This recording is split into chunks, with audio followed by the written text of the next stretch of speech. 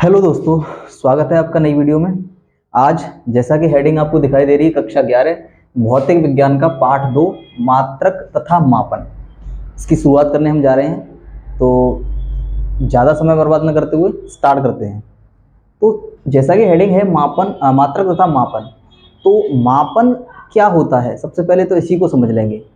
और मापन किया किसका जाता है, तो मापन समझने के लिए सबसे पहले हमें ये चीज़ पता होनी चाहिए कि भौतिक राशियाँ क्या होती हैं, भौतिक राशियाँ किसे कहते हैं।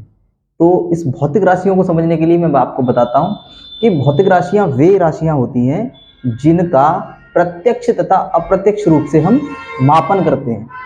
वे राशियाँ जिनका हम प्रत्यक्ष या अप्रत्यक्ष रूप से मापन करते हैं वे कहलाती हैं हमारी भौतिक राशियाँ। ठीक है, इस बात को हम यहाँ पे बोर्ड पे लिख देते हैं। ठीक है, सबसे पहले भौतिक राशियाँ,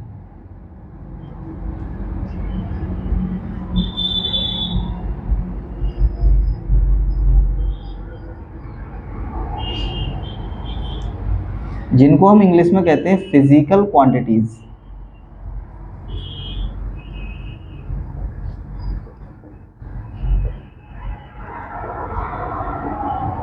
भौतिक राशियां, तो वे राशियां वे राशियां जिनका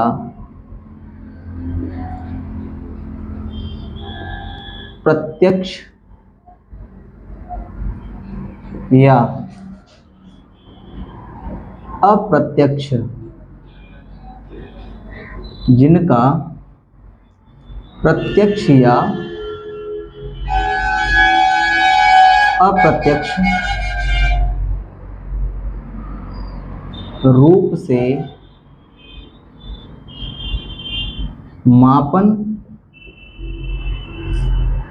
किया जाता है, वे राशियां जिनका प्रत्यक्ष या अप्रत्यक्ष रूप से मापन किया जाता है भौतिक राशियां कहलाती हैं।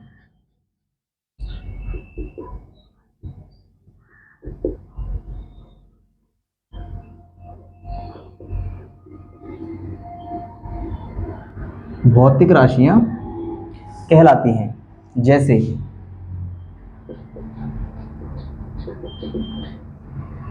लंबाई, कॉमा समय, कॉमा ताप, कॉमा दाब, कॉमा क्षेत्रफल आदि। तो ये बात आपको स्पष्ट रूप से समझ में आ रही होगी कि वे राशियां जिनका प्रत्यक्ष या अप्रत्यक्ष रूप से मापन किया जाता है भौतिक राशियां कहलाती हैं, फिजिकल क्वांटिटीज कहलाती हैं, जैसे लंबाई, समय, ताप, दाब, क्षेत्रफल आदि। अब बात हम करेंगे मापन की, तो भौतिक राशियों का ही क्या किया जाता है, मापन किया जाता है। तो मापन किसे कहते हैं, मापन को इंग्लिश में कहते हैं मीजरमेंट।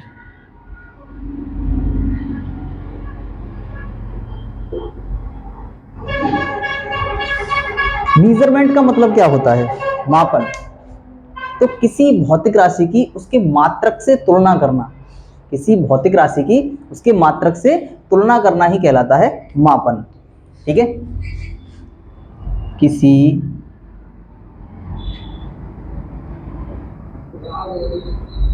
भौतिक राशि की उसके मात्रक से, किसी भौतिक राशि की उसके मात्रक से तुलना करना ही मापन कहलाता है।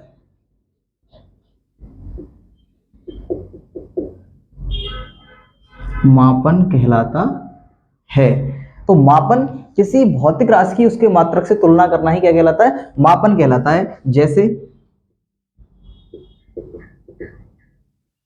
यहां पे लिखा है 10 मीटर, या 10 मीटर नहीं, हम यहाँ पे लिख देंगे एक तार है और तार की जो लंबाई है,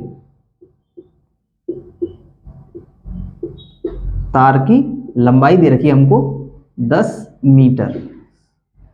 तो यहाँ पे लंबाई भौतिक राशि है, उसके मात्रक से, मात्रक लंबाई का मीटर है, और उस मीटर से क्या करना, तुलना करना। अर्थात यहाँ पे ये बात बता रहा है कि मीटर में ये 10 जो है, या ये मीटर जो है 10 बार सम्मिलित है। कितने बार सम्मिलित है? 10 बार। यहाँ पे हम 10 10 10 10 10 10 बार लिखेंगे तब जाके 10 मीटर बनेगा। यानी कि हम जैसे मान लो 1 बकरी, 2 बकरी, 3 बकरी, 4 बकरी, इस तरीके से 10 बकरियों को जोड़ दे तब 10 बकरी कहलाएंगे। तो ये तुलना करना हो गया। तो यहाँ पे किसी भौतिक राशि की उसके मात्रक से तुलना करना ही क्या कहलाता है? मापन कहलाता है। अब मापन की आवश्यकता क्यों होती है? तो मापन की आवश्यकता इसलिए होती है, अब हम मान लो किसी व्यक्ति से वस्तु विनिमय कर रहे हैं, ठीक है, या किसी वस्तु से किसी व्यक्ति से हम पैसे के मामले में लेन देन कर रहे हैं, तो अगर हम उसको बिना गिने पैसे दे दें तो क्या उचित रहेगा? नहीं। उचित वही रहेगा कि हम उसको बराबर पैसे दें, वो जितनी वस्तु हमको दे रहा है उसके बिल्कुल बराबर हम उसको पैसे दें। तो इसीलिए मात्रकों को बनाया गया है, इसीलिए मात्रकों को बनाया गया है। अगर तराजू के 2 पलड़े हैं, उसमें हमने 1 किलो का बाट एक साइड में रख दिया, दूसरी साइड में आधा किलो हम तोल के दे सकते हैं क्या किसी को? नहीं दे सकते। तो इसीलिए इन्हीं जरूरतों को पूरा करने के लिए मापन की आवश्यकता पड़ती है। ठीक है, दोबारा से एक बार रिवाइज कर दूं।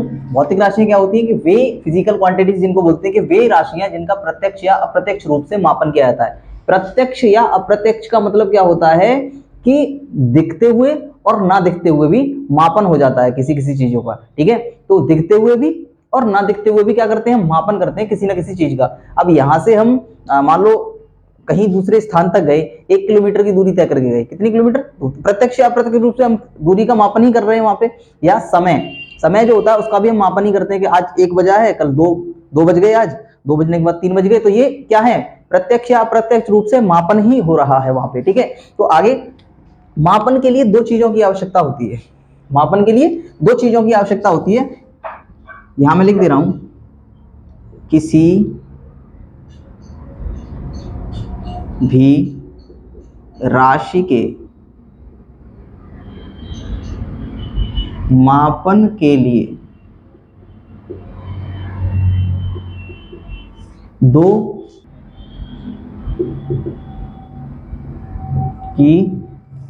किसी भी राशि के मापन के लिए 2 घटकों की आवश्यकता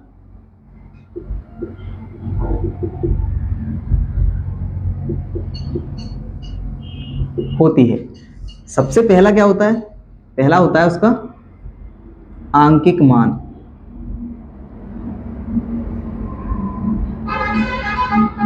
जिसको हम परिमाण भी कह सकते हैं, न्यूमेरिकल वैल्यू।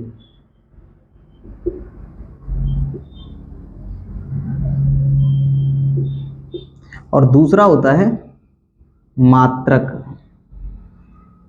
जिसको हम मात्रक को हम क्या कह सकते हैं? यूनिट। तो आंकिक मान क्या होता है? आंकिक मान जैसे मैंने यहां पे लिखा, ये 10 मीटर लिखा है, तो 10 मीटर में जो अंक वाला मान होता है वही उसका आंकिक मान होता है। ठीक है, ये बात हमको समझ में आनी चाहिए। और मात्रक क्या होता है? तो ये दूरी जिस राशि के मात्रक में मापी जा रही है, तो मीटर है, मीटर जो है वो क्या है? मात्रक है। यहाँ पे परिमाण के बाद जिससे तुलना करी जाती है वही हमारा मात्रक कहलाता है। ठीक है, परिमाण के बाद जिससे तुलना करी जा रही है वही क्या है? मात्रक है हमारा। तो यहां तक बात आपको क्लियर समझ में आ चुकी है। आगे हम बात करेंगे मूल राशियां एवं मूल मात्रकों की। तो वे राशियां जो पूर्णतः स्वतंत्र होती हैं, वे राशियां जो पूर्णतः स्वतंत्र होती हैं, अर्थात जिनको तोड़ा नहीं जा सकता। सीधी बात यहाँ पे ये याद रखें, याद करने के प्रोसेस से यही अच्छा रहेगा कि वे राशियां जो पूर्णतः स्वतंत्र होती हैं, जिनको हम तोड़ नहीं सकते। विद्युत धारा है तो विद्युत धारा ही रहेगी ना, उसको तोड़ के हम कुछ और नहीं कर सकते। ठीक है, समय है तो समय ही रहेगा, उसको हम तोड़ ताड़ के कुछ भी और नहीं कर सकते। तो यही क्या कहलाती हैं? मूल राशियां कहलाती हैं। वे राशियां जो पूर्णतः स्वतंत्र होती हैं, जिनको एक दूसरे के पदों में व्यक्त नहीं किया जा सकता या संबंधित नहीं किया जा सकता, वे कहलाती हैं हमारी मूल राशियां। इसी बात को यहाँ पे लिख देते हैं कि मूल राशियां क्या होती हैं? मूल राशियां। तो वे राशियां जो पूर्णतः स्वतंत्र होती हैं, वे राशियां जो पूर्णतः स्वतंत्र होती हैं तथा जिन्हें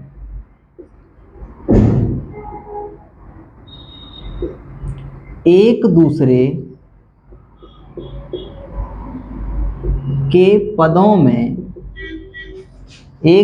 के पदों में व्यक्त नहीं किया जा सकता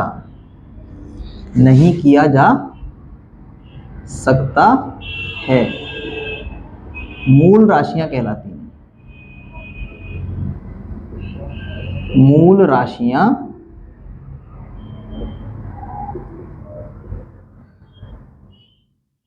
कहलाती हैं। ठीक है, यानी वे राशियां जो पूर्णतः स्वतंत्र होती हैं तथा जिन्हें एक दूसरे के पदों में व्यक्त नहीं किया जा सकता, मूल राशियां कहलाती हैं। ठीक है, और अभी इसी में ही बात कर ले रहे हैं मूल मात्रकों की। ठीक है, फंडामेंटल यूनिट्स, ये मूल राशियां होंगी। तो ये वे राशियां जो पूर्णतः स्वतंत्र होती हैं जिन्हें एक दूसरे के पदों में व्यक्त नहीं किया जा सकता है, वे कहलाती हैं मूल राशियां। अब मूल राशियों को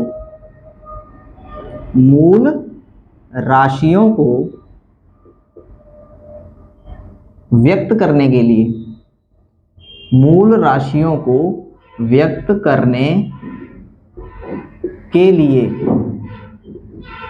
प्रयोग में लाए जाने वाले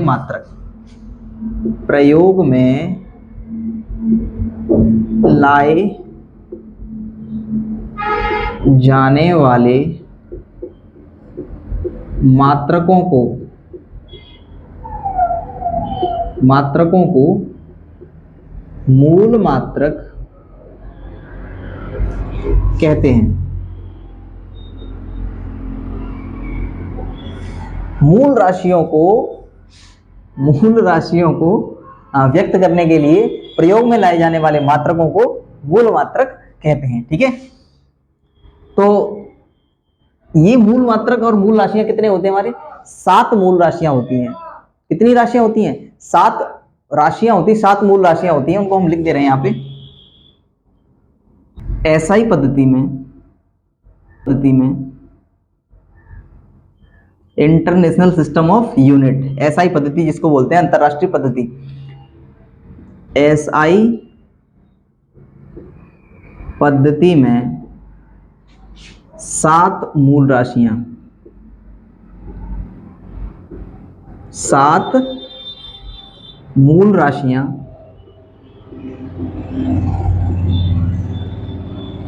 एवं 7 मूल मात्रक हैं। मूल मात्रक होते हैं। इनके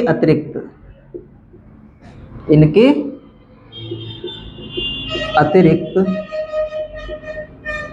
2 पूरक राशियां भी होती हैं।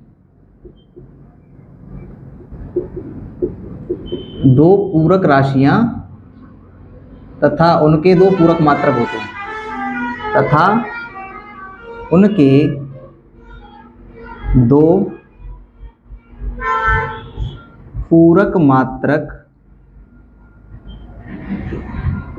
भी होते हैं। तो यहां पे बात समझ में आ रही है आपको? वे राशियां जो पूर्णतः एक दूसरे से स्वतंत्र होती हैं, तथा जिन्हें एक दूसरे के पदों में व्यक्त नहीं किया जा सकता, मूल राशियां कहलाती हैं। अब मूल राशियां और उनके मूल मात्रक, मूल राशियों को व्यक्त करने के लिए प्रयोग में लाए जाने वाले मात्रक जो होते हैं वो मूल मात्रक कहलाते हैं। और महत्वपूर्ण चीज ये है कि एसआई पद्धति में इंटरनेशनल सिस्टम ऑफ यूनिट, यानी कि अंतरराष्ट्रीय पद्धति जो है मात्रकों की, एसआई पद्धति में 7 मूल राशियां एवं 7 उनके मूल मात्रक हैं। इनके अतिरिक्त 2 पूरक राशियां और 2 उनके पूरक मात्रक हैं। तो राशियों और मूल मात्रकों को यहाँ पर हम टेबल बना के दिखाते हैं आपको। ठीक है, टेबल बना के मूल राशियां और उनके मूल मात्रकों को हम यहाँ पे शो करते हैं।